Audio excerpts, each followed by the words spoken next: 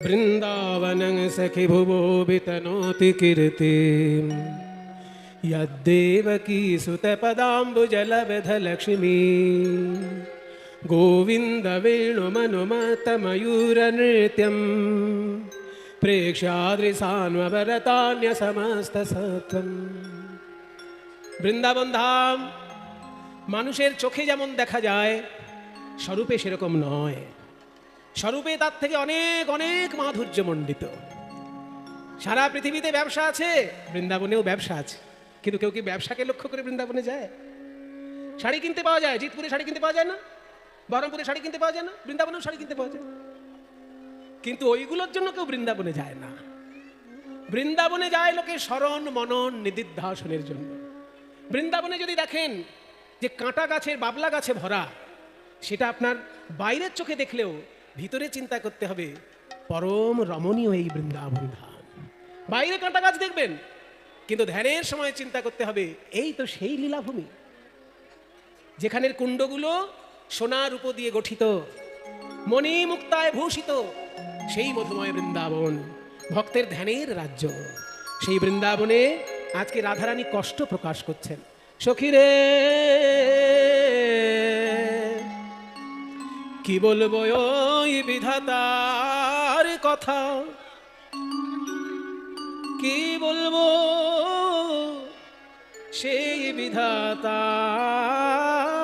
কথা, যে বিধাতায় আমায় কুলকামিনী করেছে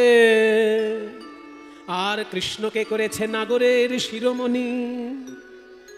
আচ্ছা, আমি একটা কথা বলতে চাই বিধাতাকে। কৃষ্ণকে এত সুন্দর করলো কেন?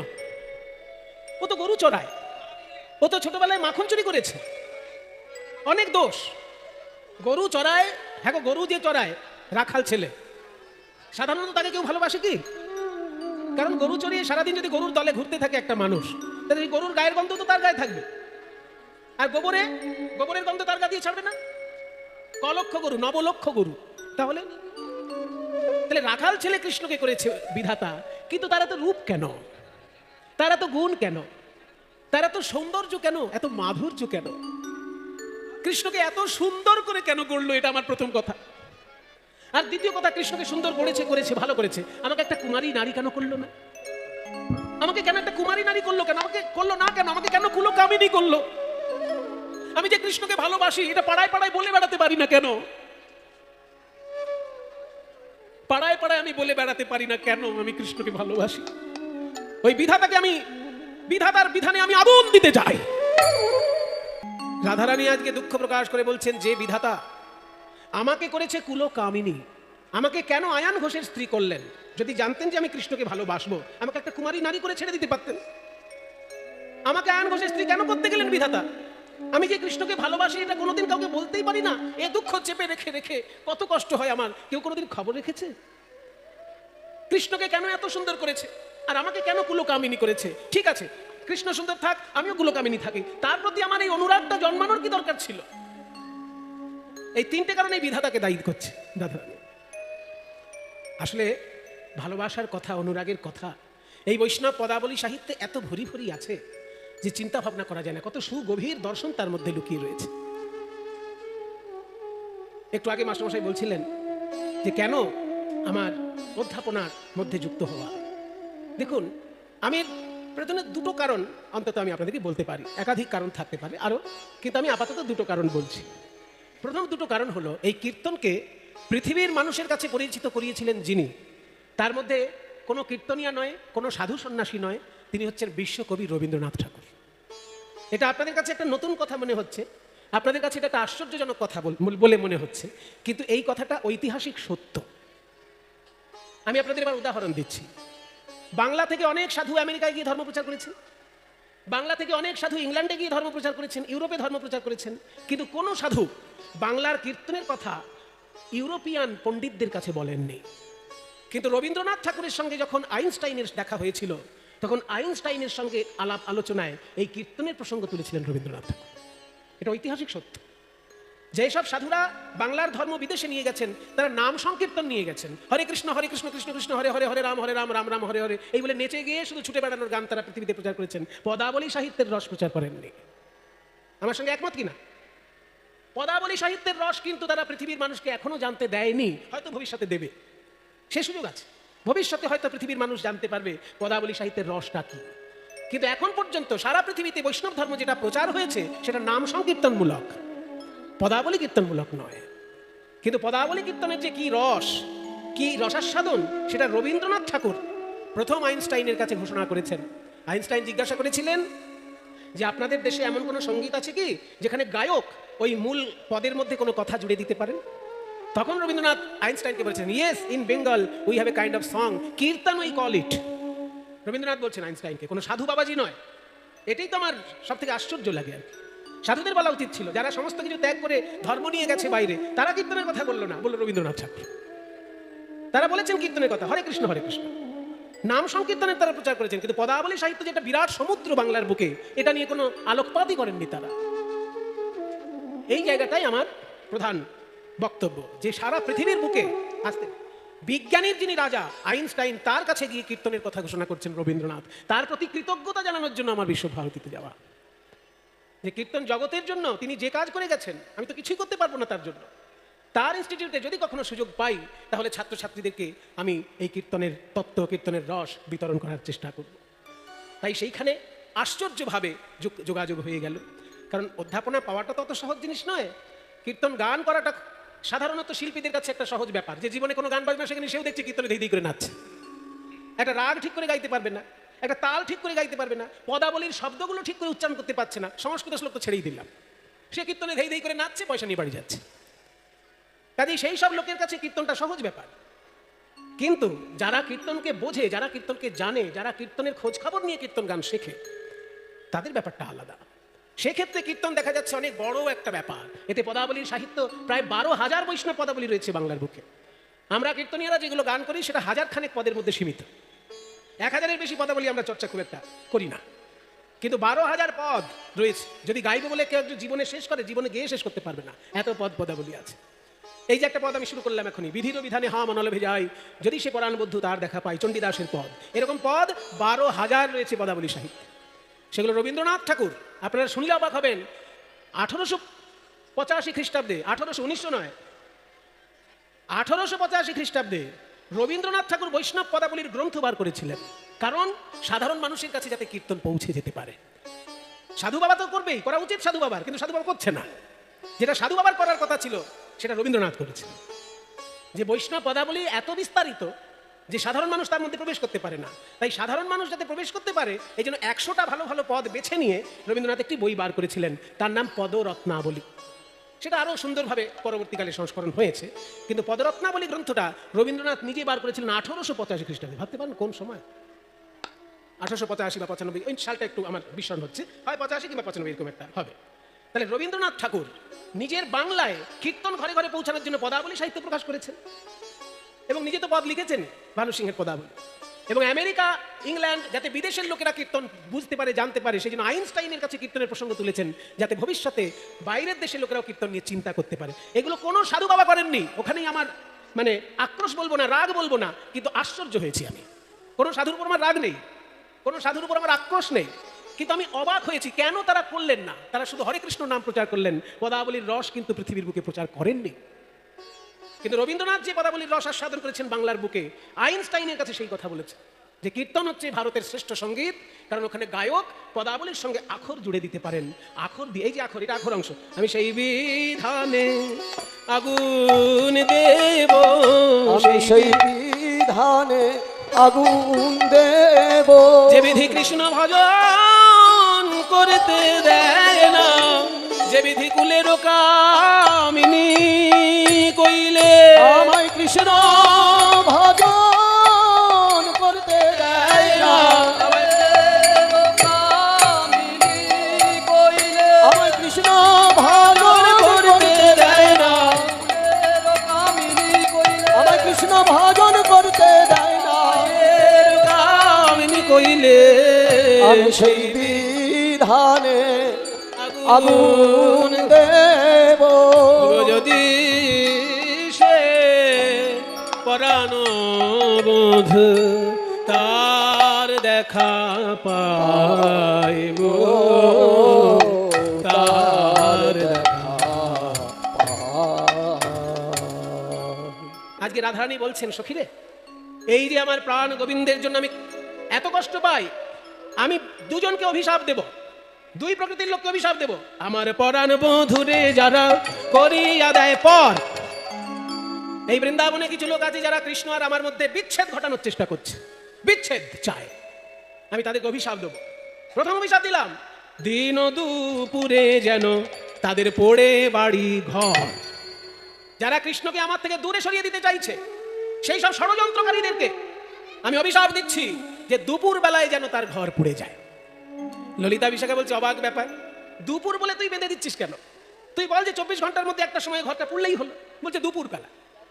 বলছে এখানেই তো তত্ত্ব আছে বাবা, প্রাতেও নয় সন্ধ্যায়ও নয়, প্রাতেও নয় সন্ধ্যায়ও নয়, ঠিক দুপুরে যেন ঘর পুড়ে যায়, প্রাতেও নয় সন্ধ্যায়ও নয়, ঠিক দুপুরে যেন ঘর পুড়ে যায়, প্রাতেও নয় সন্ধ্যায়ও নয়, ঠিক দুপুর বেলায় যেন বাড়ি ঘরটা পুড়ে যায়। এখানে দুপুর মানে কি?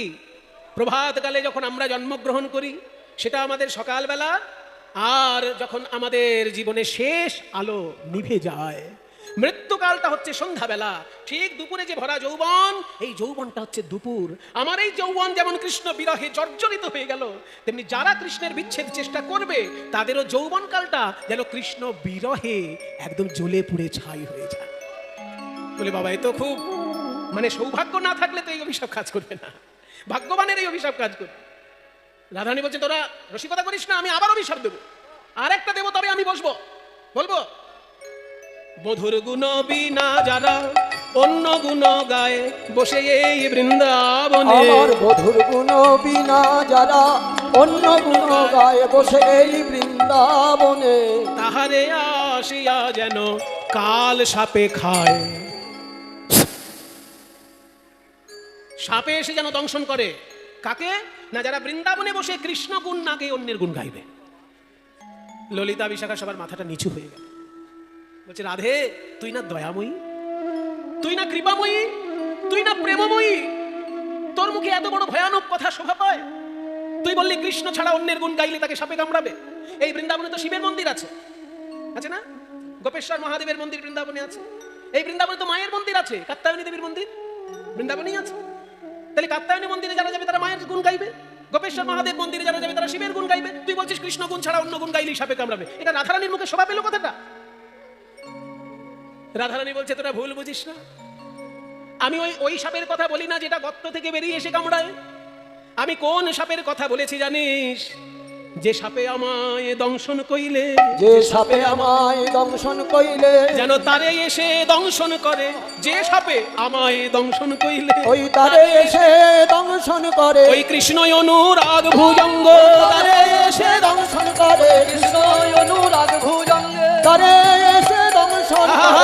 যে সাপে আমায় দংশন কইলে, ওই বধূর গুণ আসিয়া যেন কাল সাপে খায় গো, কাল সাপে খায়।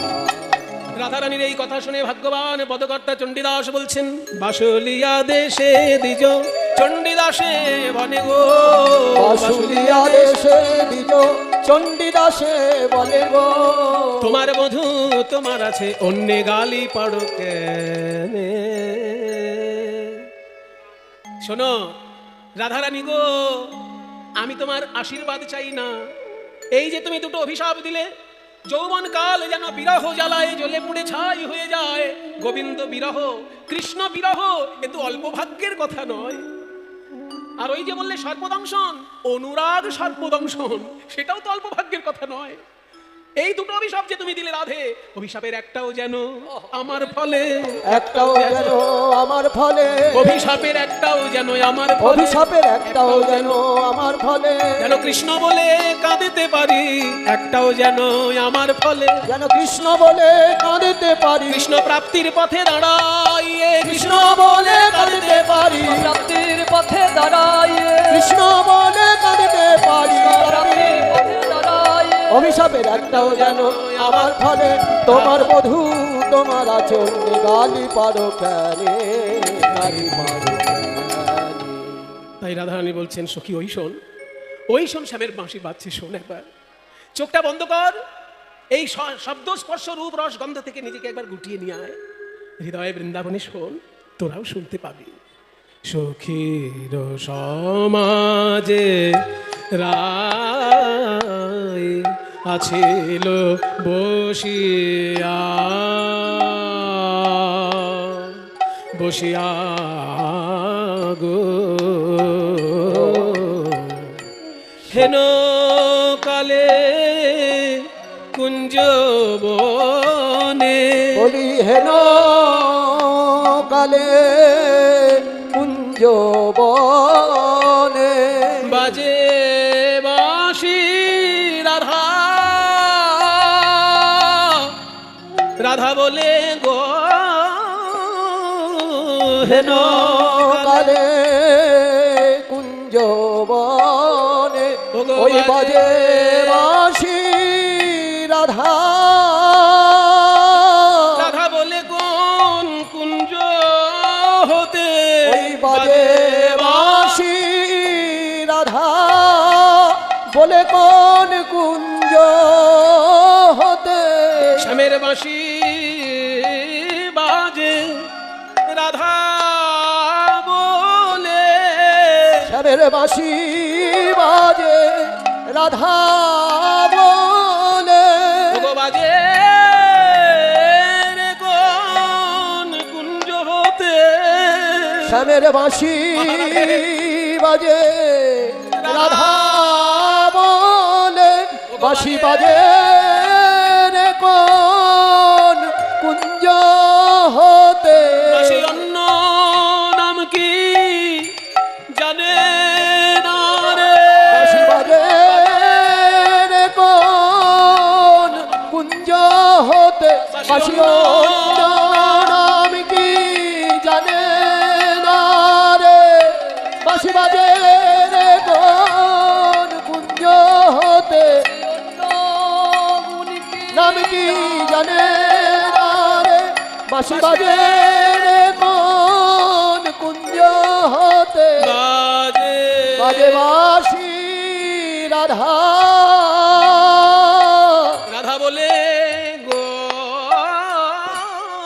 হেন কালে কুঞ্জ বনে বাজিল বাঁশিয়া রাধা বলে বাজি বাজিল বাঁশিয়া রাধা বলে বাঁশি বাজে রাধা বলে শ্যামের বাঁশি বাঁশি বাজে রাধা বলে বাঁশি বাজে শুধু রাধা শ্যামের বাঁশি বাজে রাধা বলে শ্যামের বাঁশি বাজে রাধা বলে শ্যামের বাঁশি বাজে রাধা বলে শ্যামের বাজিল বাঁশিয়া গো বাজি বাজিল বাঁশিয়া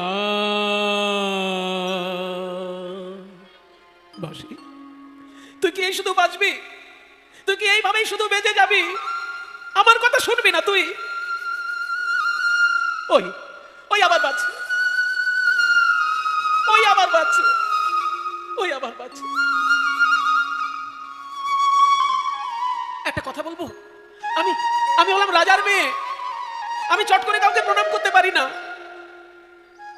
আমার সমতুল্য কিংবা আমার থেকে বড় না হলে আমি তাকে প্রণাম করতে পারি না কিন্তু বাঁশি তুই তো একটা সামান্য বাঁশ থেকে উৎপন্ন হয়েছিস বাঁশের ঝাড় থেকে উৎপন্ন হয়েছিস আমি তোর পায়ে ধরছি বাঁশ আমি তোর পায়ে ধরছি তুই বাজিস না তোর দুটো হাত আমি চেপে ধরছি তুই বাজিস না বাঁশি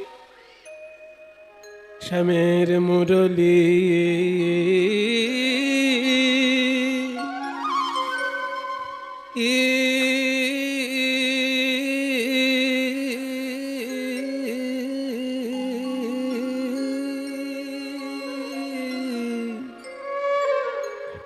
তুমি আর রাধা নাম ধরে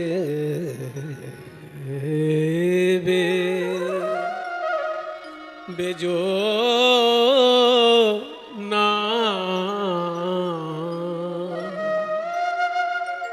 এ যে রে তোর বিষম সন্ধান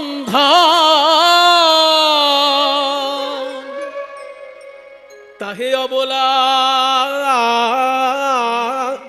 আর প্রাণ প্রাণে সহে আর কত যাতনা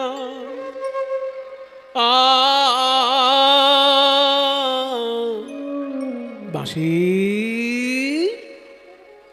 তুমি থাকো শ্যামের অধরে আরে আমি থাকি কৃষ্ণবাদিনীর ঘরে কত যাতনা এ অন্তরে তা তো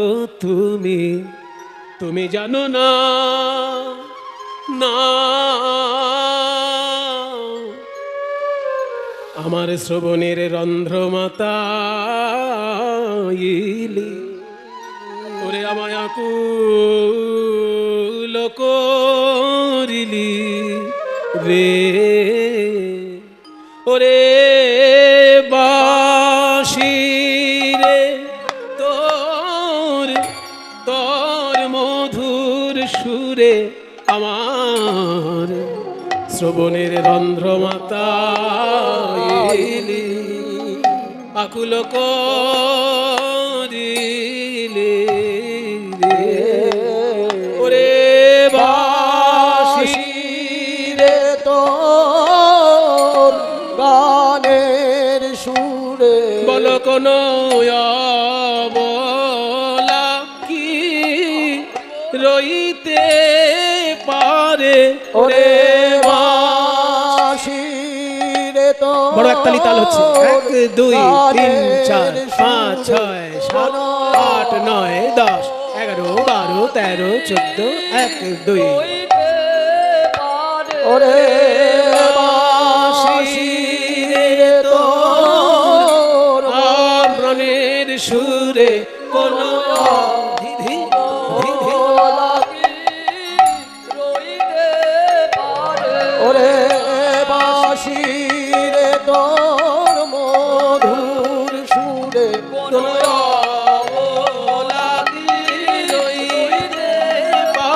ওরে বাঁশি রে তোর মধুর সুরে তারে টেনে ঘরে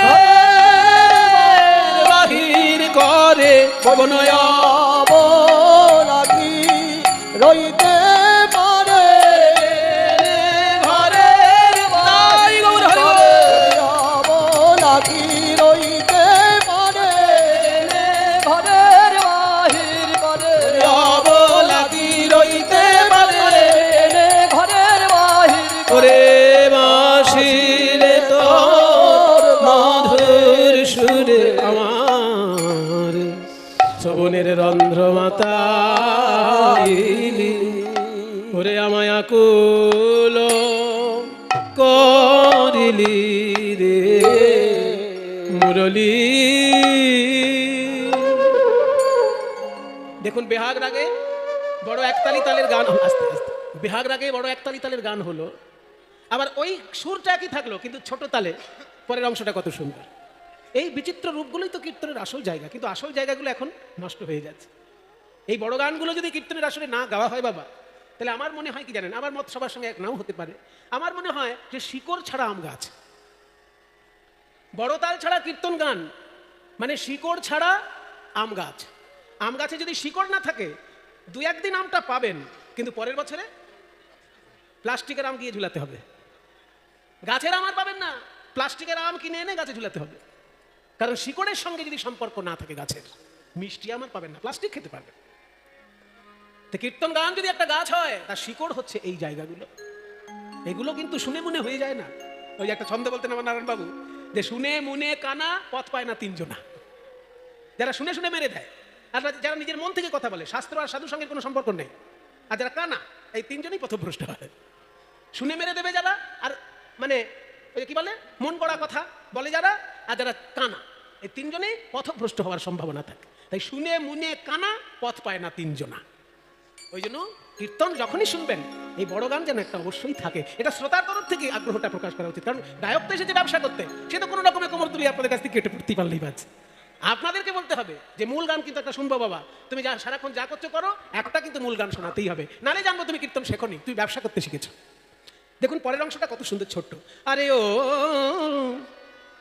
ও ডাকাতের মুরলি কি বলি তোমায়, আরে ও ডাকাতের মুরলি কি বলি তোমার, মন্ত্র শিখেছো, এই বশ করা মন্ত্র শিখেছো, অবলা বশ করা মন্ত্র শিখেছো কোথায়, কি বলি তোমার, আরে ও ডাকাতের মুরলি কি বলি তোমার, গোপী মন চোরার চারু চন্দ্রাধরে ঠাকুর। তুই এক জায়গায় থাকিস, এমন একটা মিষ্টি জায়গায় তুই থাকিস যে আমাদের পরিস্থিতিটা জানার চেষ্টাই করিস না কোনোদিন। বাঁশি তুই কোথায় থাকিস জানিস? যে সোনার চামচ নিয়ে জন্ম হয়, সে জন্ম নেয়, সে দারিদ্র বোঝে? যদি মানে দায়ে না পড়ে সে দারিদ্র কোনোদিন বুঝতে পারে না। তুই জন্মেছিস, তুই আছিস কোথায় দেখ। গোপী মনোচোরার চারু চন্দ্রাধরে। গোপী মনোচোরা মানে কৃষ্ণ, চারু মানে সুন্দর, আর চন্দ্রাধর মানে এক ফালি চাঁদের মতো অধর। এই নিচের ঠোঁটটাকে অধর বলে বাবা। ইংরেজির থেকে বাংলা শব্দ কঠিন আছে, কারণ ইংরেজিতে ঠোঁটকে বলে লিপ, উপরের ঠোঁটকে বলে আপার লিপ, আর নিচের ঠোঁটকে বলে লোয়ার লিপ, ঝামেলা খতম। কিন্তু বাংলায় যদি বলতে চাও তাহলে উপরের ঠোঁটটার নাম ওষ্ঠ, আর নিচের ঠোঁটটার নাম অধর। নিচের ঠোঁটকে অধর বলে। তা শ্রীকৃষ্ণের ঠোঁটে তুই থাকিস, ওখান থেকে অমৃত ঝরে ঝরে পড়ছে আর তুই পান করছিস। আমাদের অবস্থাটা একবার বোঝ, আমরা কোথায় আছি। আমার ডান দিকে জটিলা, বাদিকে কুটিলা, আর পেছনে আয়ান। গোপী মন চোরার চারু চন্দ্রাধরে ঠাকুর, গোপী মন চোরার চারু চন্দ্রাধরে থাকো, তোর সময় অসময় নাই রে মুরলি, তোর সময় অসময় নাই রে মুরলি, রাধার নাম ধরে কেন ডাকরে, রাধার নাম ধরে কেন ডাকরে, রাধার নাম অন্য নাম কি শেখো নাই, রাধার নাম অন্য নাম কি শেখো নাই, রাধা অন্য নাম কি শেখো নাই রাধা, অন্য নাম কি শেখো নাই রাধা, নাম অন্য নাম কি শেখো নাই রাধা, রাধার নাম ধরে কেন কেন ডাকি ছোরে, কথা কহিতে কহিতে প্যারি, কথা কহিতে কহিতে প্যারি, আমার জ্ঞান দাস গেল বিছুরি রে, আমার জ্ঞান দাস দাস গেল বিছুরি রে,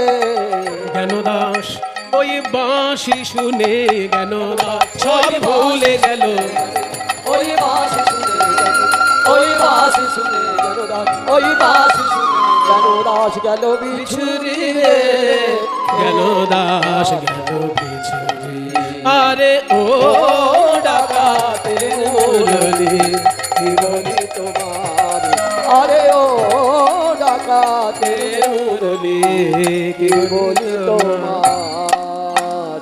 এখন তাহলে কি করতে বলছিস? বাঁশি শুনে তো তুই যাকে তাকে যা তা বলে দিচ্ছিস, বলছিস কারোর বাড়ি পুড়ে যাক, বলছিস কাউকে সাপে কামড়াক। এই কি শুরু করেছিস রাই? তোর মুখে এসব কথা মানাচ্ছে? এখন কি করবি তাই বল। শিখতে যাব, হ্যাঁ শিখতে যাব, ওই বাঁশরিয়ার কাছে আমি বাঁশি শিখতে যাব। আমার জীবনটাই তো একটা বাঁশি হয়ে দাঁড়িয়েছে, আমার এই দেহটাই তো একটা বাঁশি। কেমন করে বাজায় আমি শিখবো? আমি ওর কাছে বাঁশি শিখতে যাব, আমাকে একটু সাজিয়ে দে।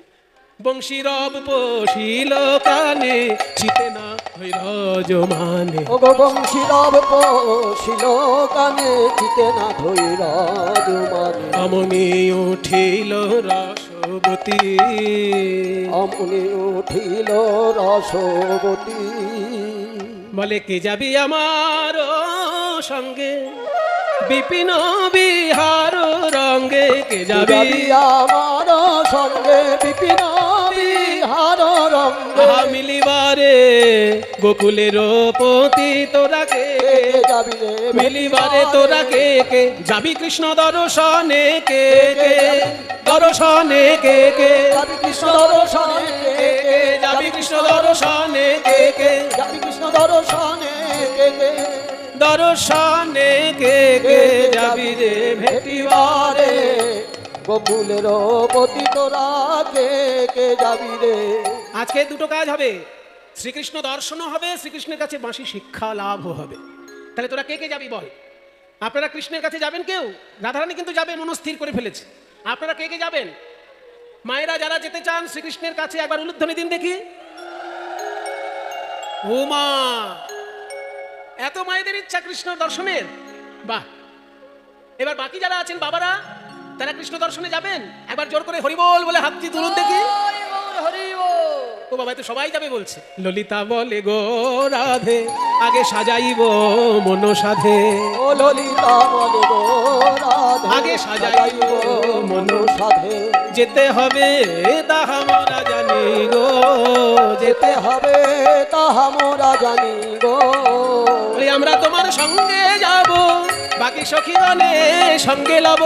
বলি আমরা তোমার সঙ্গে যাব, সখীগণে সঙ্গে লব। একা কেন যাবে ধনী তুমি, তোমার কেউ কি নাই রে, তোমার কেউ কি নাই হে, তোমার কেউ কি নাই হে, কেউ কি নাই হে। একা কেন যাবে বনে, কেউ কি নাই হে। তুমি একা কেন যাবে ধনী, কেউ কি নাই হে। একা কেন যাবে, একা কেন যাবে? তুমি রাজনন্দিনী আবার কুলোবালা, একা কেন যাবে? রাজনন্দিনী কুলোবালা, একা কেন যাবে ধনী, রাজনন্দিনী কুলোবালা, একা কেন যাবে বনে, রাজনন্দিনী কুলোবালা, একা কেন যাবে ধনী, রাজনন্দিনী কুলোবালা, একা কেন যাবে বনে, কেউ কি নাই হে। একা কেন যাবে ধনী তুমি, একা কেন যাবে ধনী তুমি। ঠিক আছে ঠিক আছে, তোরা আমার সঙ্গে যাবি, তাহলে একটু সাজিয়ে দে। সাজগোজ করে যাবি? গোবিন্দের কাছে সেজে না গেলে ভালো লাগে? সে তো আমাকে দেখতে ভালোবাসে, সেই জন্য আমার সাজটা তখনই সফল হয় যখন আমার গোবিন্দের সুখ হয়। ঠিক আছে সাজাবো, তবে আজকে বেশি সাজাবো না, কারণ আজকে শিক্ষা লাভ করতে যাবে। এখানেও শিক্ষা আছে। যদি কেউ শিক্ষা লাভের উদ্দেশ্যে যায়, সেখানে উগ্র সাজ, বেশি সাজ দিতে নেই।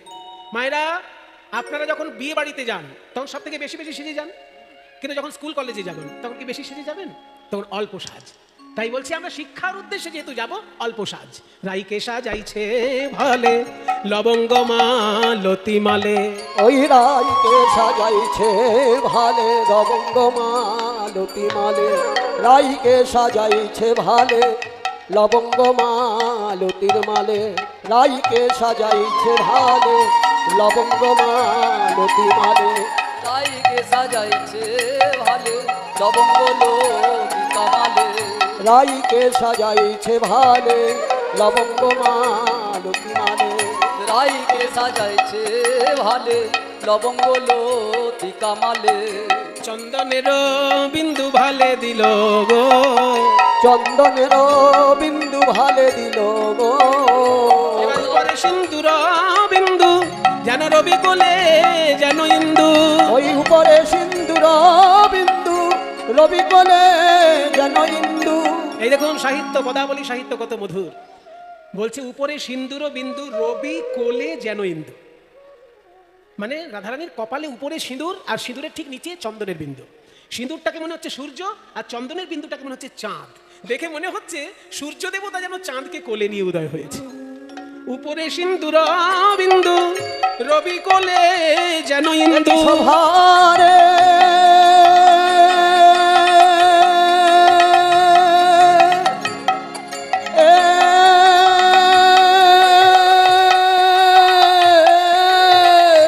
উপরে সিন্দুর বিন্দু, রবি কোলে যেন ইন্দু।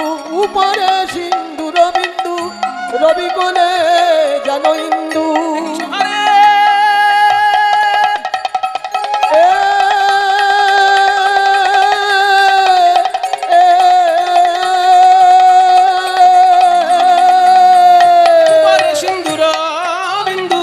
রবি কোলে যেন ইন্দু। হেরি সবাই নিমিক হতে জিল, কারোর চোখে পলক পড়ে না, কারো চোখে পলক পড়ে না, কারো চোখে অপলকে চেয়ে রইল, চোখে পলক পড়ে না।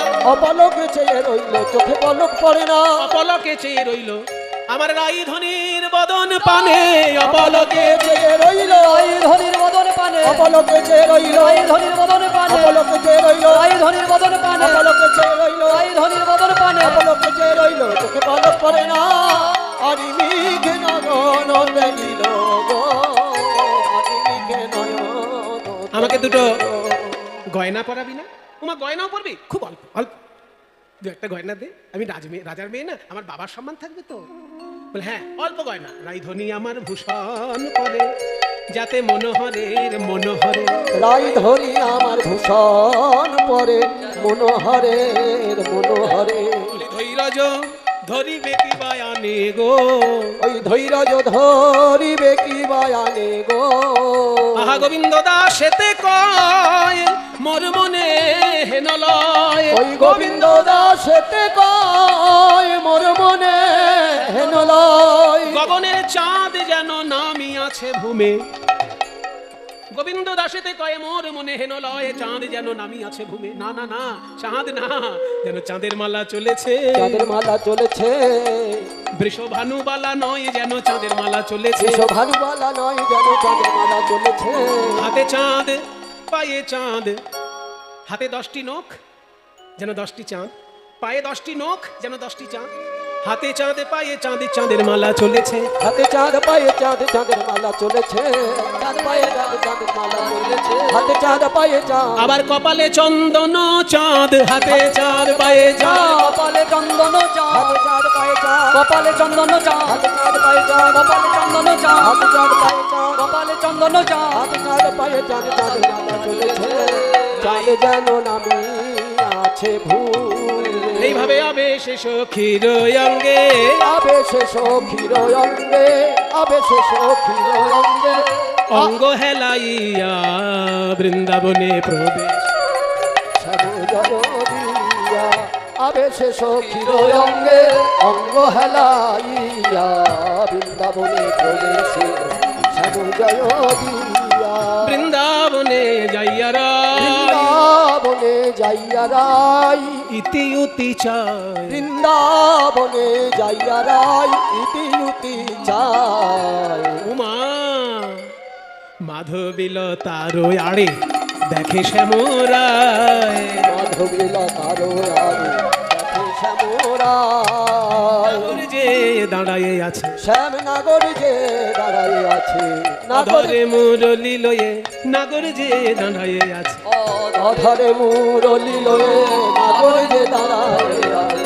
অধরে মুরলি লয়ে নাগর যে দাঁড়ায় আছে। ব্যাপারটা আপনারা বুঝতে পারলেন? মাধবী লতার আড়ালে দাঁড়িয়ে কৃষ্ণ বাঁশি বাজাচ্ছিলেন, আর পেছন দিক থেকে রাধারানী এসেছেন তো কৃষ্ণ বুঝতে পারেননি, আপন মনে বাঁশি বাজিয়েই চলেছেন শ্রীকৃষ্ণ।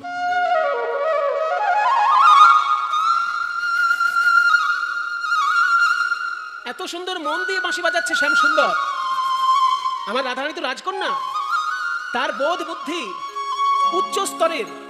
রাধারানী তো আর ধাক্কা দিয়ে বোঝাবেন না বধূ আমি এসেছি, কি বাঁশি বাজাচ্ছ, ওরকম নয়। যেহেতু রাজকন্যা, তার সাংগীতিক জ্ঞান রয়েছে, কারণ রাধারানী সঙ্গীতের একদম শিরোমণি। রাধারানীর যে 25টা গুণাবলী বলা আছে না উজ্জ্বল নীলমণি গ্রন্থে, রাধারানীর 25টা গুণাবলী বলা আছে, তার মধ্যে একটা গুণ হচ্ছে সঙ্গীত প্রসরাভিজ্ঞা। সঙ্গীত প্রসরাভিজ্ঞা মানে সঙ্গীতে যা যা জানার সমস্ত কিছু জেনে বসে আছে। সঙ্গীতে জানার জিনিস কি কি? 3টে জিনিস, গীতং বাদ্যংচ নৃত্যংচ ত্রয়ং সঙ্গীতং হচ্ছে। যদি কেউ গান জানে তাকে গাইয়ে বলে, যদি কেউ বাজনা তাকে জানে তাকে বাজিয়ে বলে, কিন্তু সঙ্গীতজ্ঞ বলা যাবে না। সঙ্গীতজ্ঞ তাকেই বলা যাবে যে 3টে সমানভাবে জানে, গানও জানে, বাজনাও জানে, নাচও জানে। 3টে সমানভাবে জানতে হবে, তবে সে সঙ্গীতজ্ঞ। নইলে গান জানলে শুধু গাইয়ে, বাজনা জানলে শুধু বাজিয়ে। আর রাধারানী আমার 3টে বিষয়ের একদম সীমানা পর্যন্ত তিনি গুরু ঠাকুর, শুধু জেনেছেন তা নয়, গুরু ঠাকুর। তাই রাধারানীর 25টা গুণাবলী আছে, তার মধ্যে একটা গুণে বলা হচ্ছে সঙ্গীত প্রসরাভিজ্ঞা। মধুরীয়ং নববয়াস বলাবাঙ্গচারু সৌভাগ্য রেখাটা গন্ধর্ব মাধবা, এগুলো যে বলছি, এগুলো সব গুণাবলী রাধারানীর উজ্জ্বল নীলমণিতে আছে। তার মধ্যে সঙ্গীত প্রসরাভিজ্ঞা, রম্য বাক নর্ম পণ্ডিতা। রম্য বাক মানে কথাগুলো বড় মিষ্টি মিষ্টি রাধারানী। আবার নর্ম পণ্ডিতা, পণ্ডিত কিন্তু জ্ঞানের অহংকার নেই, এই হচ্ছে রাধারানী। তাই বলছে সঙ্গীতের সব যেহেতু জানেন, তাই রাধারানী কি করলেন, ওই যে বাঁশি বাজাচ্ছেন কৃষ্ণ, তার ভিতর থেকে তালটা বেছে নিলেন, আর বেছে নিয়ে পিছন থেকে নুপুরের ধ্বনি করতে লাগলেন। মুখে বললেন না আমি এসেছি, কারণ মুখে বললে যদি বাজনা থেমে যায়। তাই তালটা বার করে নিয়ে 1 2 3 1 2 3 1 2 3 1 2 3 1 2 1 2 1 2 3 1 2 1 2 1 2 3 1 2 3 1 2 3 নুপুরের রুনু ঝুনু, পড়ে গেল সারা নাগর চমকি মরে। নাগর চমকি রায়ন পারা। এখানে একটা বড় গান আছে, গাইবো একটা ছোট্ট 2 লাইন। যখন এই নূপুরের ধ্বনি শুনেছেন রাই ধ্বনি, বড় একতালি। ওগো নূপুরে এ রো, নূপুরের কল রব, কলরব শুনো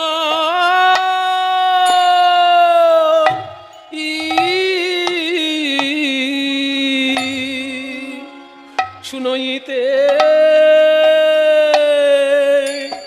মাধব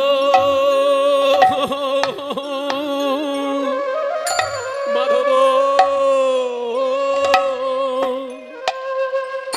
এই গানটি আমায় শিখিয়েছিলেন রাধারমণ কর্মকার মহাশয়ের প্রিয় দোহার দ্বিজেন দে মহাশয়।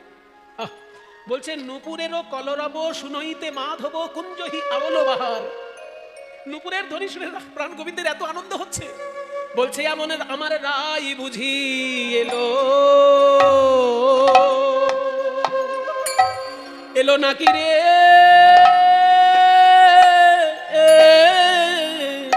ওগো নূপুরে, বলে আমার রাই বুঝি এলো, রাই বুঝি এলো নাকি রে, নইলে এমন নূপুর ধ্বনি, নূপুর ধ্বনি কে বা করে আমার রাই কি, রাই কি এলো রে, নইলে এমন নূপুর ধ্বনি, ধ্বনি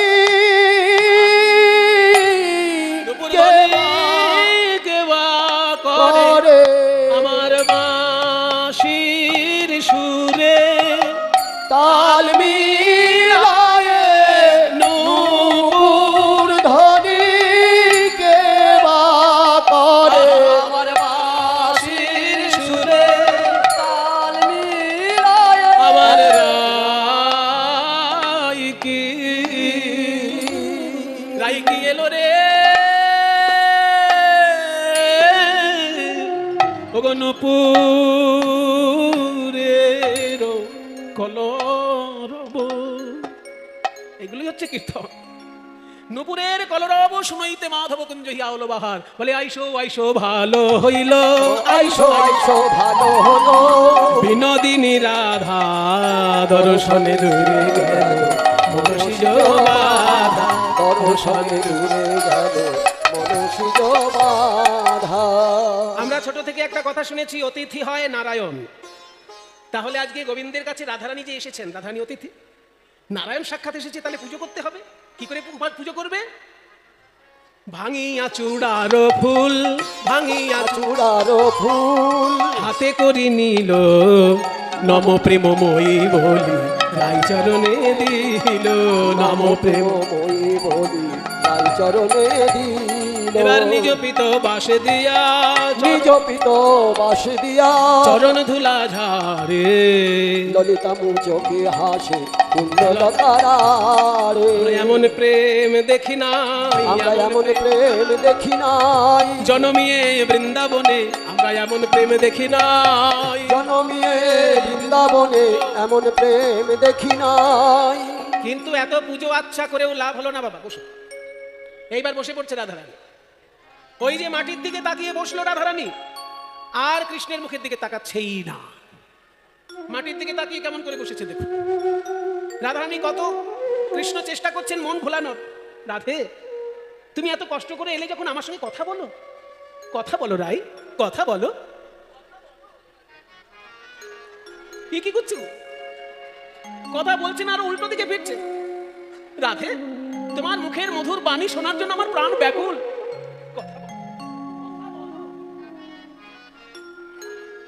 আসলে আজকে রাধারানী মান করেনি, অভিমান করেছে। অভিমান, অভিমানে কথা বলছে না, মাটির দিকে তাকিয়ে আছে।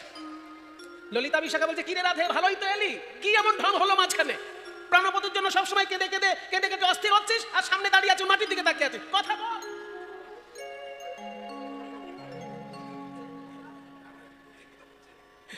কথা তো বললেন, কিন্তু কৃষ্ণের দিকে তাকিয়ে নয়, মাটির দিকে তাকিয়েই কৃষ্ণের উদ্দেশ্যে বলছেন, তুমি বাঁশি বাজানো জানো না, তুমি বাঁশি বাজানো জানো না, তুমি জানো না, জানো না, তুমি জানো না তুমি ওই বাঁশি বাজানো তুমি জানো না, ওই বাঁশি বাজানো তুমি জানো না, তুমি জানো না, তুমি জানো না বধুরে, তুমি বাঁশি বাজানো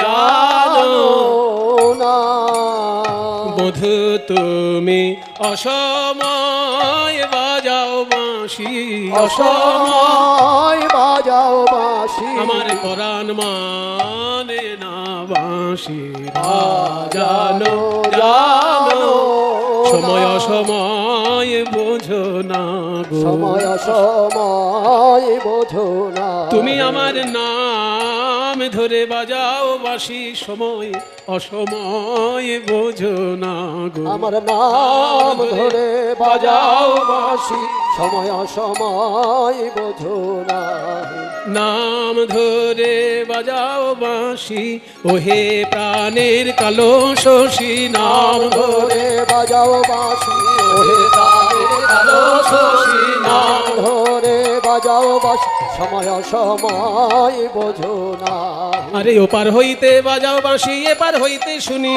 এপার হইতে বাজাও বাঁশি এপার হইতে শুনি বধূ হে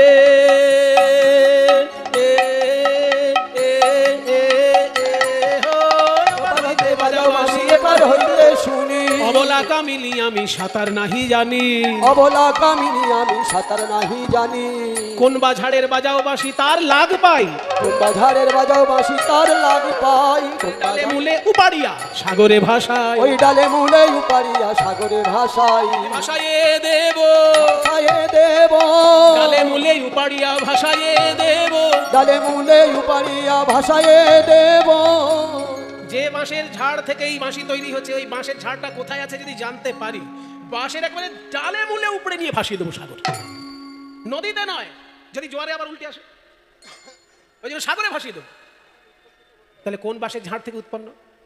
কোন গ্রামের বাঁশের ঝাড় থেকে উৎপন্ন নয়। স্বর্গে বৃহস্পতি একটি যজ্ঞ করেছিলেন, নিষ্কাম যজ্ঞ। সেই নিষ্কাম যজ্ঞ করায় জগতের কল্যাণের জন্য সেখান থেকে একটা বাঁশ উৎপন্ন হয়েছিল।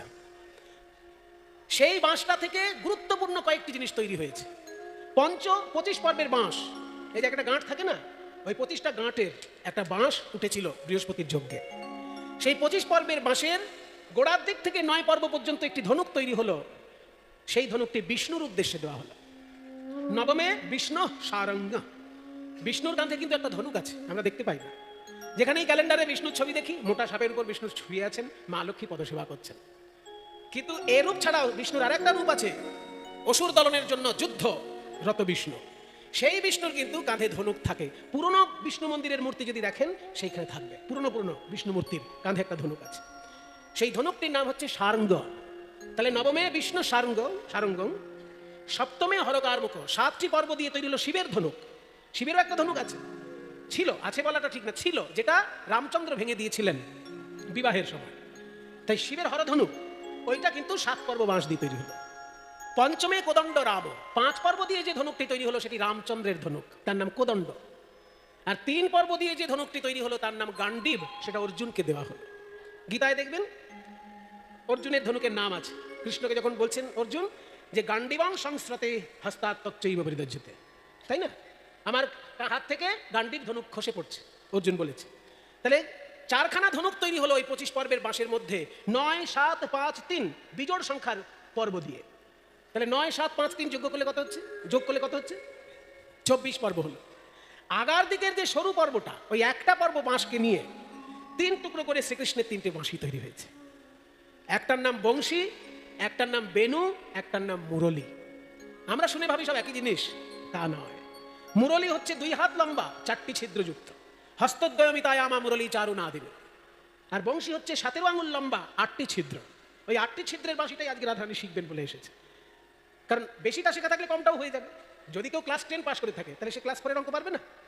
এই যে 4ই পাস করেছে সে কি 10 অঙ্ক পারবে? ওই জন্য বেশিটা শেখা থাকলে কমটাও পারা যাবে। তাই 8টি ছিদ্রযুক্ত যে বাঁশি, সেই বাঁশিটার নাম বংশী, 17 আঙুল লম্বা। আর 6টি ছিদ্রযুক্ত যে বাঁশি, 12 আঙুল লম্বা, তার নাম হচ্ছে বেনু। পারিকাক্ষভাবে বেনু বা দ্বাদশাঙ্গুল দৈর্ঘ্য ভাগ। এই যে 3 রকমের বাঁশি, এটা তো কোনো বাঁশঝাড় থেকে তৈরি নয়, ওই বৃহস্পতির যজ্ঞ থেকে উৎপন্ন হয়েছিল।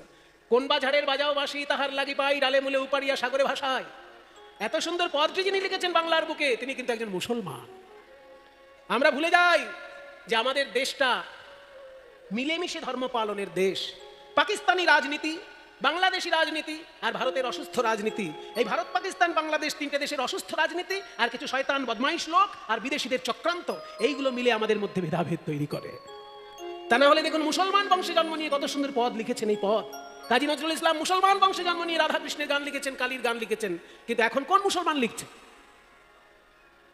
দেখান আমাকে। নজরুল ইসলামের মতন আমরা দ্বিতীয় পাচ্ছি কি? পাচ্ছি না।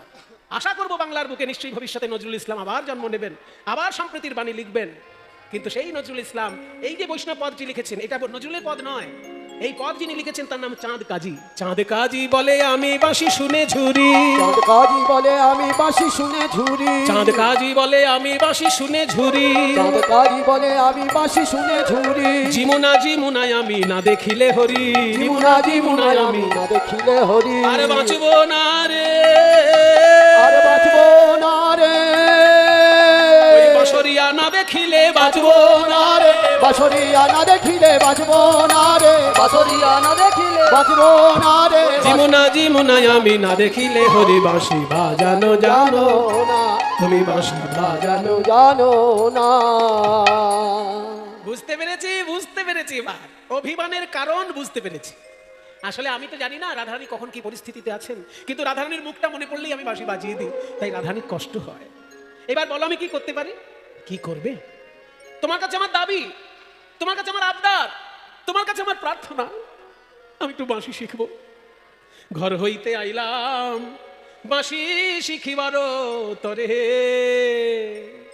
এখন নিজ দাসী মনে করি, বাঁশি শিখা হয় আমারে, ওই বাঁশি শিখাও আমার, ওই বাঁশি শিখাও আমার, ওই বাঁশি শিখাও আমার, ওই বাঁশি শিখাও আমার, হে শিখাও আমার। বলো কোন রন্ধ্রের গানে বধু গাও কোন গীত, হে বাঁশি শিখাও আমার, কোন রন্ধ্রের গানে রাধার হরিলে চিত, হে বাঁশি শিখাও আমার। বলো বলো কোন রন্ধ্রের গানে বধু গোপীর প্রেম লুটে, বাঁশি শিখাও আমার। কোন রন্ধ্রের গানে বলো কদম ফুল ফোটে, বাঁশি শিখাও আমার। শেখাবো শেখাবো, সব শেখাবো রাই। আমার এই বাঁশিটার 8টি ছিদ্র আছে। তাহলে প্রথম থেকে শুরু করো। তবে আগে একটা আমার কথা আছে, বাঁশি শিখবো বললেই শেখানো যায় না। আমি হলাম রাখাল ছেলে আর তুমি হলে কুলো কামিনী, দুজনের ভাবভঙ্গির মধ্যে মিল নেই। তাই এখন তুমি আগে রাখাল সাজো, তারপর বাঁশি শেখাবো। মুরলি শিখিবে রাধে শিখাইব মন সাধে, শিখিবে রাধে ছোট দিও শিখাইব মন ও সাধে। যা বলি তাই শুনো বিনোদিনী, যা বলি তাই শুনো ও বিনোদিনী। এখন ছাড়ো নারীর বেশ উভ করি বাঁধকে, ছাড়ো নারীর বেশ উভ করি বাঁধকে, বামে চূড়া কর টালনি, বামে চূড়া করো ও গোটালনি। নারীর বেশ ছেড়ে দাও, পুরুষের বেশ ধারণ করো। আগেকার দিনে ছেলেরাও লম্বা চুল রাখতো, মেয়েরাও লম্বা চুল রাখতো, কিন্তু চুল বাঁধা দেখে বোঝা যেত কে ছেলে আর কে মেয়ে। মেয়েদের খোপাটা পিছন দিকে হতো, এখনো মেয়েদের খোপাটা পিছন দিকেই হয়। আর ছেলেরা লম্বা চুল রাখলে মাথার উপরে ঝুটি করে বাঁধত। এখনো পাঞ্জাবিরা, শিখরা পাগড়ির ভিতরে তাদের চুলের ঝুটিটা থাকে। শিখরা চুল কাটে না, লম্বা লম্বা চুল হয় শিখ পাঞ্জাবিদের, তারা কিন্তু ঝুটি করে মাথার, সেই হাজার হাজার বছর পুরনো নিয়ম তারা কিন্তু রেখেছে। তাই রাধে তোমার ওই খোপা খুলে ফেলে ঝুটি বাঁধ, মাথার উপরে ঝুটি করো, আর ওখানে একটা ময়ূরের পালক দিয়ে ঠিক আমার মতন সাজ। আর একটা কথা, এই সোনার গায়ের রং থাকলে হবে না, আমার মতন কালো করতে হবে। হ্যাঁ, রূপ দিয়েছে ভগবান, আর আমি ওটা কালো করব? বলে কালো করতে হবে কেন জানো? আমি কালো বলে, তুমি এত সুন্দর বলে আমার মনে খুব দুঃখ হয়, ওই জন্য বাঁশির সুরটা আরো ভালো করে বাজে। এই দুঃখটা তুমি উপলব্ধি করবে, গায়ের রংটা কালো কর। বলে কি করে কালো করব? বলে যে মৃগনাভি কস্তুরী, হরিণের নাভি কস্তুরী খুব কালো রঙের হয়, অথচ সুগন্ধি। ওই সুগন্ধি কস্তুরী তুমি গায়ে মেখে নাও, কাল কালো হয়ে যাবে। কাচলি খুলিয়া ফেলো, মৃগমদে হস্ত কালো।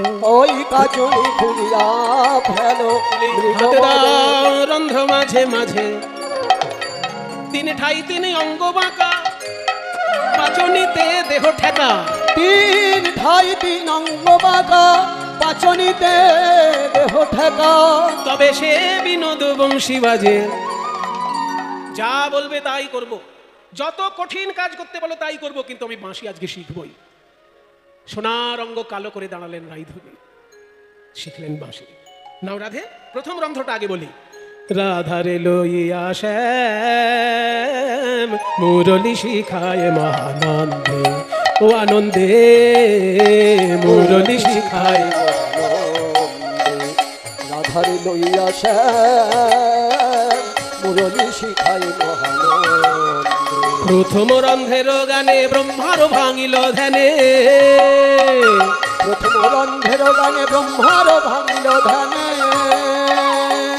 প্রথম রন্ধ্র যখনই বেজে উঠল, ব্রহ্মলোকে ব্রহ্মা চমকে উঠল। কি বাজলো এত সুন্দর বাঁশি?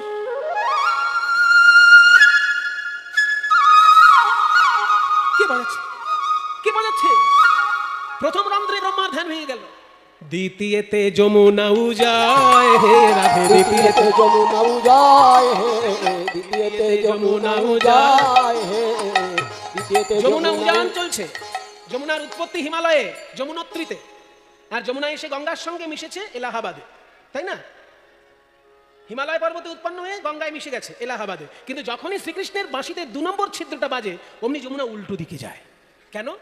যমুনা মনে মনে ভাবে, চরণ ধোয়ায় আসি গো, চরণ ধোয়ায় আসি গো। যে এমন সুরে বাজায় বাঁশি, চরণ ধোয়ায় আসি যে গো। এমন সুরে বাজায় বাঁশি, নদী জনম ধন্য হবে এমন সুরের বাঁশি শুনে। নদী জনম ধন্য হবে, এমন সুরে বাজায় বাঁশি, নদী জনম ধন্য হবে, এমন সুরে বাজায় বাঁশি, আমার নদী জনম ধন্য হবে। এমন সুরে বাজায় চরণ বাঁশি। ধোয়ায় আসি গো, দ্বিতীয়তে যমুনা উজায় হে রাধে, দ্বিতীয়তে যমুনা উজায় হে রাধে। তৃতীয় রন্ধ্রের কথা শুনো বৃষ ভানুসুতা, তৃতীয় রন্ধ্রের কথা শুনো বিষ ভানু সুতা। আহ পবনের হত গতি হয় হে রাধে, পবনের হত গতি। গতি হয় হে রাধে। পবনের তৃতীয় রন্ধ্রের কথা শুনো বৃষ ভানুসুতা, পবনের হত গতি হয়, মানে বাতাস সবসময় চঞ্চল হয়ে এদিক ওদিক ছুটে বেড়ায়, কিন্তু যখনই তৃতীয় রন্ধ্র বাজে বাসা দাঁড়িয়ে পড়ে, স্থির হয়ে যায় বাতাস। কেন? ভাবে আরেকবার শুনবো, আরেকবার শুনবো, আর শোনা হয় কি না হয়, আরেকবার শুনবো। আর শোনা হয় কি না তাই হয়, পবন দাঁড়াইয়ে শোনে, আর শোনা হয় কি না হয়, পবন দাঁড়াইয়ে শোনে, আর শোনা হয় কি না হয়, পবন দাঁড়ায় শোনে, আর শোনা হয় কি না হয়। আরেকবার শুনবো। পবনের হত গতি হয় হে রাধে। পবনের হত গতি হয় হে রাধে। চতুর্থ রন্ধ্রের গানে এবার বলবো চতুর্থ রন্ধ্র। ধেনু গণয় আপনি ফিরে, চতুর্থ রন্ধ্রের গানে ধেনু গানয় আপনি ফিরে। তৃণমুখে ঊর্ধ্ব পুচ্ছে ধায় হে রাধে, তৃণমুখে। মুখে ঊর্ধ্ব পুচ্ছে ধায় হে রাধে। পঞ্চম রন্ধ্রের গানে গোপিকার বিধে প্রাণে, পঞ্চম রন্ধ্রের গানে গোপিকার বিধে পানে। আলু থালু পাগলিনী ধায় হে তারায়, আলু থালু। আলু পাগলিনী ধায় হে রাধে। চতুর্থ রন্ধ্রে ধেনুগণ উচ্চ পুচ্ছ, আর তৃণরাশি তুচ্ছ করে ছুটে যায় গোবিন্দ চরণে। লেজ তুলে কেন যায় গরু? না মানুষের হাত আছে তাই সে হাত তুলে হরিবোল বলে, আত্মসমর্পণ করে। গরুদের তো 4টেই পা, হাতের পরিবর্তে তাদের একটা লেজ আছে, তাই তারা লেজ তুলে আত্মসমর্পণের ভঙ্গিতে ছুটে যায়। পঞ্চম রন্ধ্রে গোপিকার প্রাণে সে বিদ্ধ হয়। আর ষষ্ঠ রন্ধ্রের গানে, ষষ্ঠ রন্ধ্রের গীতি কদম্ব হয় বিকশিতে, ষষ্ঠ রন্ধ্রের গীতি কদম্ব হয় বিকশিত। ষড় ঋতু একত্রে ষষ্ঠ রন্ধ্রের গীতি কদম্ব হয় বিকশিত। ষড় ঋতু একত্রে বয়। গ্রীষ্ম বর্ষা শরৎ হেমন্ত শীত বসন্ত 6টি ঋতু একসঙ্গে প্রবাহিত হয়, একসঙ্গে প্রবাহিত হয় ষষ্ঠ রন্ধ্রে। আর কদম ফুল আপনা আপনি ফোটে। সপ্তম রন্ধ্রের গানে প্রাসান দ্রবিল গুণে, কালে পাষাণ দ্রবিল শাসানো আপনি দ্রবময় হে রাধে পাষাণ আপনি দ্রবময় হে রাধে। পাথর গলে জল হয়ে যায় সপ্তম রন্ধ্রে, সপ্তম রন্ধ্রে পাথর গলে জল হয়ে যায়, তাহলে সেখানে হয়ে গেল তো? না, বাকি আছে। আছে সত্যি আছে? না না আছে, মনে রেখেছি। আমি ভেবেছিলাম ওইটা বাদ দিয়ে দেবো, কারণ কি জানেন, সব কিছু শেখাতে নেই ছাত্রকে। ছাত্রকে যদি সব আপনি শিখিয়ে দিয়েছেন, তাহলে ছাত্র কিন্তু পরে গুরুমারা বিদ্যা শুরু করবে। গুরুমারা বিদ্যা মানে একজন কুস্তিগির তার শিষ্যকে সব রকমের কুস্তির প্যাঁচ শিখিয়ে দিয়েছে, সব প্যাঁচ শিখিয়ে দিয়েছে। তো এবার ওই শিষ্য হঠাৎ একদিন পেপারে ছাপিয়ে দিল যে আমার মাস্টার মশাইয়ের সঙ্গে আমার কম্পিটিশন, মানে কুস্তির মাস্টার আর কুস্তির শিষ্য। শিষ্য পেপারে ছাপিয়ে দিয়েছে কম্পিটিশন হবে, 100 টাকা করে টিকিট। এবার যিনি গুরু তিনি তো 70 বছর বয়স, আর যে শিষ্য তার তো 25 বছর বয়স। এবার 25 বছরের একটা ছেলে 70 বছরকে যদি একটা ঘুষি দেয়, আর সে উঠে দাঁড়াতে পারবে? তাই বুড়ো মাস্টারের খুব মনটা খারাপ যে আমার শিষ্যকে সব শিখিয়ে ভুলই করলাম, অর্ধেকটা যদি বাকি থাকতো সেই প্যাঁচগুলো খাটাতাম। খুব মন খারাপ। তখন তখন গুরুর যিনি পত্নী তিনি এসে বলছে অত মন খারাপ কেন? আর বলো না, একটা ছোড়া, সব শিখিয়ে দিয়েছি ওকে, আর ও পেপারে ছাপিয়ে দিয়েছি, ওর সঙ্গে আমার কম্পিটিশন হবে। এখন যদি না যাই তাহলে আমার আত্মসম্মানে লাগবে, আর যদি যাই তাহলে তো ওই বাচ্চা ছেলের কাছে মার খেয়ে মরতে হবে। তখন পত্নী বলছে দাঁড়াও দাঁড়াও, যেদিনকে তোমার কম্পিটিশন হবে আগে থেকে কিচ্ছু বলো না, একটা চামচ নিয়ে তুমি স্টেজে উঠবে। বলে কেন, চামচ নিয়ে কি করবো? বলে চামচ এরকম ঘুরাবে। ছাত্র যখন জিজ্ঞেস করবে এই চামচটা কি ব্যাপার মাস্টার মশাই, তখন বলবে যে তোকে সব প্যাঁচ শিখিয়েছি কিন্তু চামচ প্যাঁচ শেখাইনি, এই চামচ প্যাঁচ দিয়ে তোকে আগে ঘায়ল করবো। এইটা শুনেই তোমার ছাত্র ঘাবড়ে যাবে, আর ঘাবড়ে যে যায় সেই হেরে যায়। যখন এরকম বুদ্ধি শুনেছে গিন্নির কাছে, সত্যি যেদিন কম্পিটিশন, হাজার হাজার মানুষ, গুরু আগেই উঠেছে এরকম একটা চামচ ঘুরাতে ঘুরাতে। ছাত্র বলছে মাস্টার মশাই কি ব্যাপার? বলে কি ভেবেছিস সব শিখে গেছিস? হ্যাঁ, গুরু মারা বিদ্যা শুরু করেছিস, এই চামচ প্যাঁচ দিয়ে তোকে আগে ঘায়ল করব। তখন ছাত্র বলছে সর্বনাশ, ওইটাতেই যদি আমি ঘায়ল হয়ে যাই তাহলে তো হেরেই গেলাম। সবাইকে বলছে দয়া করে আপনারা ফিরে যান, ওই চামচ প্যাঁচ শিখবো তারপর লড়াই করবো। আর সমস্ত ইট পাটকেল শিষ্যের উপর। বলে আর তোকে শেখাই আমি কিছু? হ্যাঁ, এই জন্য বলতে সব শেখাতে নেই, শেখালে গুরু মারা বিদ্যা শুরু হয়ে যাবে। ওই জন্য একটা ভেবেছিলাম বাদ দেবো, ওটা বাদ থাক। তখন রাধারানী গোবিন্দকে বলছে প্রাণনাথ, আমাকে যদি তুমি কম শেখাও তাহলে তোমারই ক্ষতি। কেন? আমি যে বাঁশিটা শিখবো সেটা পয়সা আয় করার জন্য নয়, আমি বাঁশি শিখে তোমাকে সুখ দেবার জন্য, তোমার সেবা করার জন্য আমি বাঁশি শিখছি। কাজে তুমি যদি কম শেখাও তাহলে সেবাটাও কম পাবে, তুমি যদি পুরোটা শেখাও তাহলে পুরোটা সেবাই তুমি পাবে। কারণ আমার শেখা তো তোমার সেবার জন্য। আমি কি ভাবছি এই বাঁশি শিখে অন্য কাউকে শোনাতে যাব? গোবিন্দ বলে এটা তো ঠিক কথা, কারণ রাধারানী তো আমার ছাত্রী শুধু না, প্রিয়তমা। তাকে যতটুকু আমি দেবো সেটুকুই আমি সেবা পাবো, তাহলে তো সেখানে কম করা যাবে না। শোনো রাধে, এটাও আমি তোমাকে শিখিয়ে দিচ্ছি। আসলে এটা আমার খুব গোপন জায়গা, তো ওই জন্য আমি সবাইকে বলি না। অষ্টম রন্ধ্রেতে রাই আমি তোমার নাম গাই, অষ্টম রন্ধ্রেতে রাই আমি তোমার নাম গাই। রাধে রাধে রাধে, অষ্টম রন্ধ্রেতে রাই আমি তোমার নাম গাই। মোর বংশী এত গুণ ধরে, মোর বংশী এত গুণ ধরে। শ্রীকৃষ্ণের এই বাঁশি পূর্বজন্মে ছিলেন মা সরস্বতী। তিনি গোবিন্দের অধরামৃত পান করার জন্য বাঁশি রূপে জন্ম নিয়েছেন। আর সেই বাঁশি কলিযুগে জন্ম নিলেন দুটি রূপে। এক হচ্ছে কীর্তনের আসরের মধুর মৃদঙ্গ, আর দুই হচ্ছে মহাপ্রভুর পার্ষদ বংশীবদন চট্টোপাধ্যায়। মহাপ্রভুর পার্ষদ বংশীবদন ঠাকুর, তিনি সেই পূর্বজন্মে বাঁশি ছিলেন। এই জন্মে তিনি পদকর্তা রূপে জন্ম নিয়ে বাঁশির সমস্ত আদ্যপান্ত কথা পদাবলিতে লিখেছে। তাই বংশী বদনে কয় বংশী শিক্ষা তারে কয়, বংশী বদনে কয় বংশী শিক্ষা তারে কয়। না শিখাইলে শিক্ষা বলি কারে, আহা না শিখাইলে শিক্ষা বলি কারে। আহা মুরলি শিখায় মহানন্দে, আনন্দে রাধার লইয়া শ্যাম মুরলি শিখায় মহানন্দে। তাহলে আমি ঠিক ঠিক শিখলাম কিনা একটু শোনো তো প্রাণনাথ। আজুরে হে মধুর বৃন্দাবনে মোহন শ্যামের মাসে বাজে রে, আজুরে হে মধুর বৃন্দাবনে মোহন শ্যামের মাসে বাজে রে, আজুরে এ মধুর বৃন্দাবনে মোহন শ্যামের মাসে বাজে। আজুরে এ মধুর বৃন্দাবনে মোহন শ্যামের মাসে বাজে রে।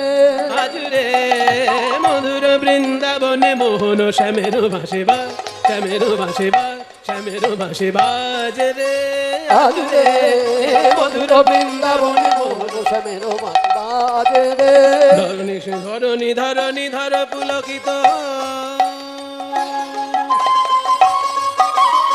বাসি শুনি ধরণী ধরণী ধর পুলকিত শুনি ধরণী ধরণী ধরণী ধরণী ধরণী ধরণী ধর পুলকিত বাঁশি শুনি ধরণী ধরণী ধর পুলকিত আনন্দে যমুনায়ু যান চলে রে আনন্দে যমুনায় গান রে বাজে রে বাজে রে বাজে রে বাজে রে বাজে রে বাজে রে বাজে রে বাজে রে বাজে রে বাজে রে বাজে রে বাঁশরি বাজে রে বাঁশরি বাজে রে বাজে রে বাঁশরি বাজে রে বাজে রে বাঁশরি বাজে রে বাজে রে আজুরে এ মধুর বৃন্দাবনে মোহন শ্যামের বাঁশি বাজে রে মা পানি দানি নে সান কান কান কান কান কান কান সা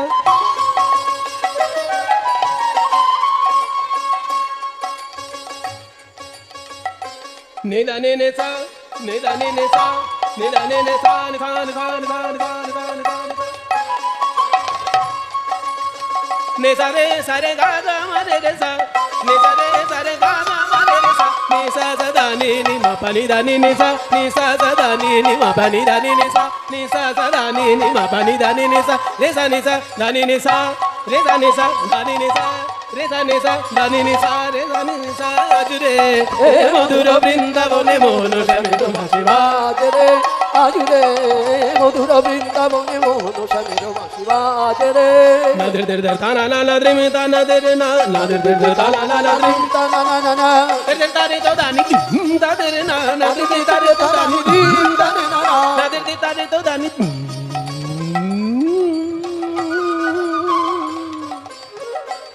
তো দানি তাদের না নাদের দের তারে তো দানি দিন দানে না না ধীরে ধীরে না ধীরে ধীরে না ধীরে ধীরে তানা না দিদি না দিদি না দিদি তারে না ধীরে ধীরে ধীরে তানা নাদের দের তারে তো দানে দ্রেম তাক নাদের দের তারে তো দানে দ্রেম তাক নাদের দের তারে তো দানে দ্রেম তানা না না না আজুরে এ মধুর বৃন্দাবনে মোহন শ্যামের বাঁশি বাজে রে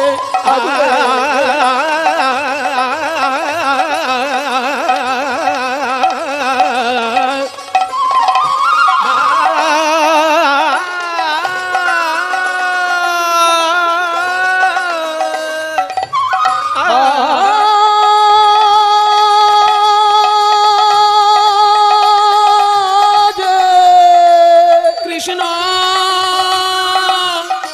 কৃষ্ণ কৃষ্ণ কৃষ্ণ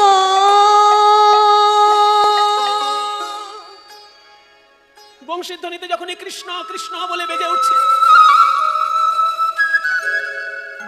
রাধা নাম যখন শ্যামের বাঁশিতে বাজে রাধারানী যেমন পাগলের মতো করতে থাকে তেমনি রাধারানীর বাঁশিতে যখন কৃষ্ণ কৃষ্ণ বলে বাজছে শ্যাম সুন্দর মাদের মতন হয়ে যাচ্ছে বলেন রাধে এইবার আমি তোমার কষ্টটা বুঝতে পারছি রাধে তোমার বাঁশি শুনে আমি যেন আজকে রাধা হয়ে গেছি আমার এই মহামূল্যবান হার আমি তোমাকে সমর্পণ করে দিলাম শ্রীরাধিকার বাঁশি শুনি হরিষে নাগর ওই শ্রী আস্তে। রাধিকা হরিষে নাগর এবার শ্রীরাধিকার গলে দিল হার মনোহর ওই শ্রীরাধিকার গলে দিল হার মনোহর শ্রীরাধিকার গলে দিল হার মনোহর তাই জ্ঞান দাসে বলে আমার আনন্দ হইল ওই কেন দাসে বলে বড় আনন্দ হইল আজ শ্যামের নিকটে রাই বঁশরি শিখিল ওই শ্যামের নিকটে রায় মুরলি শিখিল তাই রাধা শ্যামের মিলন হেরি সখীর হুলা হুলি ওই রাধা শ্যামের মিলন হেরি সখী হুলা হুলি আজ রাধা শ্যামের মিলন হেরি সখীর হুলা হুলি ওই রাধা শ্যামের মিলন হেরি সখী হুলা হুলি আর গাছের পাতায় পাতায় মিলে দিচ্ছে করতালি ওই গাছের পাতায় পাতায় মিলে দিচ্ছে করতালি জয় রাধে রাধে রাধা গোবিন্দ জয় জয় রাধে রাধে রাধা গোবিন্দ জয় জয় রাধে রাধে রাধা গোবিন্দ জয় জয় রাধে রাধে রাধা গোবিন্দ জয় হরে কৃষ্ণ কৃষ্ণ কৃষ্ণ হরে হরে হরে রাম রাম রাম হরে হরে হরে কৃষ্ণ কৃষ্ণ কৃষ্ণ হরে হরে হরে রাম রাম রাম হরে বলো হরে হরে কৃষ্ণ কৃষ্ণ কৃষ্ণ হরে হরে হরে রাম রাম রাম হরে হরে কৃষ্ণ কৃষ্ণ কৃষ্ণ হরে হরে হরে রাম রাম রাম গৌর হরি বল হরি বল হরি বল হরি